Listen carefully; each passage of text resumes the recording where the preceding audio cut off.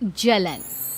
ममता बहुत ही सीधी और प्यारी लड़की थी, वहीं सुनील एक सरल और आगे बढ़ने की सोच रखने वाला लड़का। सुनील, बेटा सुनील कहाँ है? अरे जरा एक गिलास पानी तो दे दो। हाँ माँ, अभी आया। क्या माँ, पानी तेरे सर के पास ही तो रखा है। क्या हो गया है, तबीयत खराब है क्या? अरे नहीं नहीं, वो उठने का मन ही नहीं कर रहा था, तो देखा ही नहीं। वैसे क्या कर रहा है? यहाँ बैठना मेरे पास। माँ पढ़ रहा था। वो कहना नौकरी में तो वक्त नहीं मिलता, अब ऑफिस से घर आकर ही तो वक्त मिलता है। अच्छा अच्छा ठीक है, पढ़ ले जा बेटा। सुनील पढ़ लिख कर और आगे बढ़ना चाहता था, लेकिन माँ की तबीयत खराब देखकर सोचता है कि शादी ही कर ले। कब तक माँ का ख्याल वो अकेले रख पाएगा? तो एक दिन, माँ ये ममता है, मैंने इससे शादी कर ली है। तुम्हारी तबीयत भी ठीक नहीं रहती, तो मैंने सोचा शादी कर लेता हूँ। घर संभालने वाली और तुम्हें संभालने वाली कोई आ जाएगी तो अच्छा रहेगा। माँ अचानक से सामने बहू देखकर हैरान रह जाती है। बेटा ये क्या बात होती है? न बैंड, न बाजा, न दहेज, न शगुन, ऐसे कैसे बहू आ गई? माँ तू तो जानती है, मैं नौकरी के साथ पढ़ाई कर रहा हूँ, तो कहाँ से इतना पैसा बचा पाता कि धूमधाम से शादी करता। वैसे भी माँ, लोग तो आकर खाकर निकल जाएंगे, इसलिए बस वैसे ही। माँ जी, मैं आपका ख्याल रखूंगी। वैसे भी ये आगे की पढ़ाई कर रहे हैं, अच्छा कुछ कर गए तो सबके दिन फिर से अच्छे आ जाएंगे। सास को ममता की बात ठीक तो लगती है, लेकिन मन में कहीं ना कहीं लगता है कि कहीं बहू बेटे को लेकर फुर्र ना हो जाए और फिर तो वो रह जाएगी अकेली। बेटा देख, मेरा जो कुछ भी है वो सुनील ही है, और सुनील का भी अब इस दुनिया में मैं ही हूँ और कोई नहीं। क्या सुनील? बिल्कुल माँ, लेकिन आज से ममता भी मेरे जीवन का अहम हिस्सा है, जैसे तू है। सास को बड़ा बुरा लगता है कि उसकी सल्तनत में कोई और हिस्सेदार कैसे हो सकता है। कैसे कोई और उसके 30 साल के बेटे की जिंदगी में अचानक से आकर बराबर का हिस्सेदार बन सकता है। देख बहू, मैं भले थोड़ा बीमार रहती हूँ, लेकिन इसका मतलब यह नहीं कि घर की चीजों में मेरा कंट्रोल खत्म हो गया है। मैं आज भी इस घर की रानी हूँ, समझी? बेटा सोचता है कि ये माँ को अचानक से क्या हो गया। कल तक जो माँ कहती थी कि जिंदगी का कोई भरोसा नहीं, वो अचानक से जंग के मैदान की झांसी की रानी कैसे बन गई? माँ क्या हो गया है? सब ठीक है ना? अचानक कैसी बात कर रही हो? ममता का आज पहला दिन है, स्वागत करो उसका। आसपास की आंटियों को बुलाओ, नई दुल्हन की मुंह दिखाए करवाओ। खैर, सास होने का फर्ज निभाती है और बाद में एक सहेली के साथ बाहर निकल जाती है। क्यों नहीं बताया नहीं कि बेटे का ब्याह कर रही हो? वैसे तो सारा दिन हम ही में घुसी रहती हो। अरे मुझे भी तो अभी पता चला, यूं अचानक सर पर लेकर आ गया। कहता है बहू है माँ तुम्हारी। अब इसको भी इतना ही मैं प्यार करता हूँ जितना तुझे करता हूँ। लो जी, ये क्या बात हो गई? क्यों इतना प्यार करता है? अरे माँ का प्यार तो ज्यादा होता है। अब उसको तो कोई दूसरा पति मिल सकता है, लेकिन तुम ही बताओ, क्या माँ की ममता किसी और की हो सकती है? ना जी ना, बेटे को समझाओ ये बात। अरे क्या समझाऊं, मुझे तो खुद ही समझ में नहीं आ रहा कि क्या हो रहा है। जो बेटा कल तक माँ माँ करता था, अचानक से बीवी बीवी का राग आलाप रहा है। देखा, उसकी बीवी ना सुंदर और जवान है। सुंदरता के आगे तो एक से एक नहीं टिके। तो तेरा बेटा किस खेत की मूली है? सास को भी समझ में आ जाता है कि बहू की सुंदरता के आगे माँ का प्यार किसी काम का नहीं। उधर बीवी, ए जी, अम्मा जी सहेलियों को छोड़ने गई थी, अभी तक आई नहीं, हम देख आए क्या? अरे रहने दो ना, आ जाएंगी। कहाँ जाएगी, उनकी आदत है। एक बार जाती है तो पूरी पंचायत खत्म करके ही आती है। अच्छा ही है, खाना वाना खा कर गई होगी।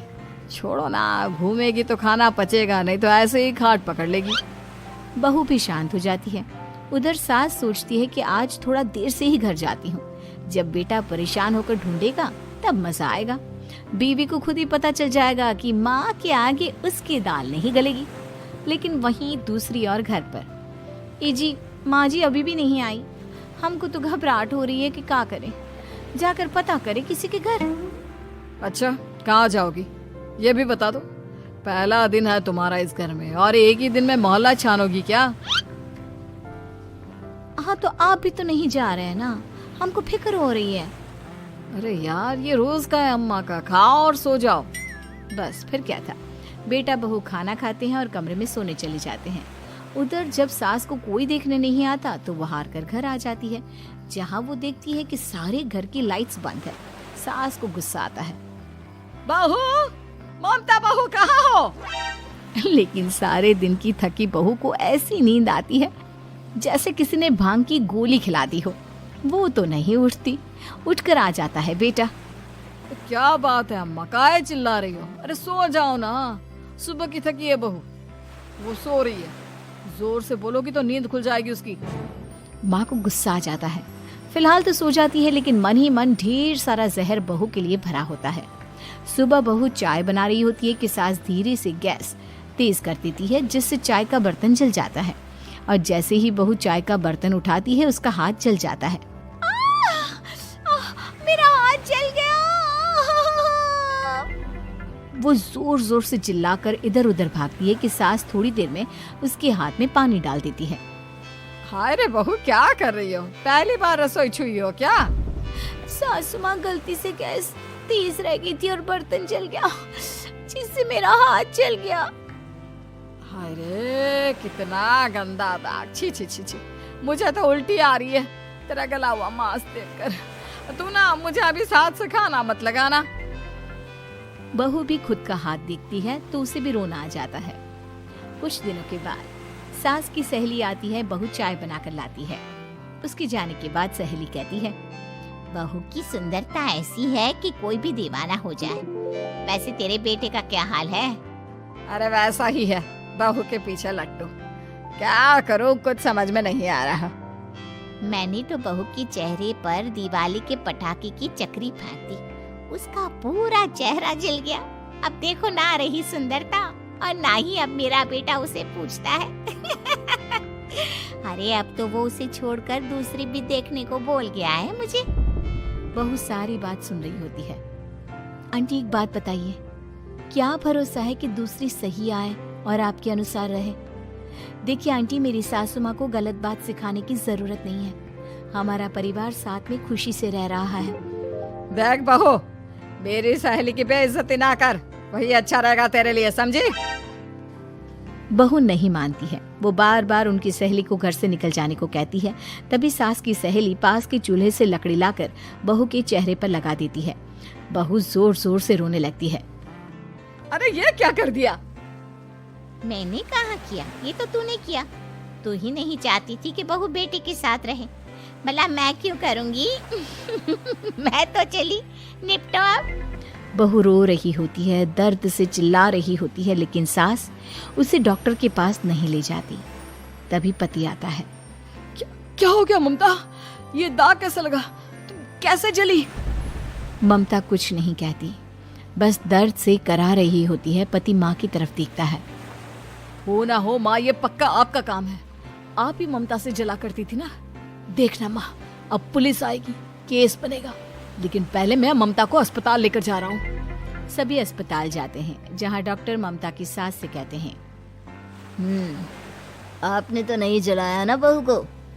अब ममता की सास के तो पसीने छूट रहे होते हैं। वो घबरा कर कहती है, ना ना डॉक्टर साहब, कैसी बात करते हैं? हम क्या जलाएंगे अपनी बहू को?